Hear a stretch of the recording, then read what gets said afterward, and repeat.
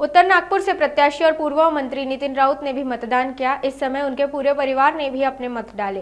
इस दौरान नितिन राउत ने भी सभी से मतदान करने की अपील की। डॉक्टर बाबासाहेब आंबेडकरांनी या देशाला संविधान दिलं आणि त्या अंतर्गत आता ही लोकशाहीची निवडणूक आहे।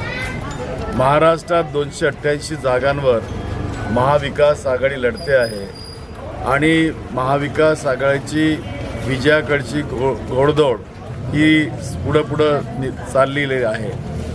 आज राज्याची परिस्थिती जर बघितली तर राज्यातला मतदार हा महायुतीपासून उदासीन आहे, भारतीय जनता पक्षापासून उदासीन आहे। त्यांनी ज्या पद्धतीनं या देशामध्ये पक्ष फोडण्याचे काम केलेत, ज्या पद्धतीनं त्यांनी लोकांवर ईडी सीबीआय लावून त्यांना जेलमध्ये टाकण्याचा प्रयत्न केला आणि निर्दोष सुटलेत लोक, अशा पद्धतीनं राज्यामध्ये काम करणारे जे लोक नेत्यांवरती हल्ले करवतात, नेत्यांना गोळी मारायला लावतात, असे हे पक्ष, ही युती महायुती याचा विरोध सर्वत्र या ठिकाणी होतो आहे।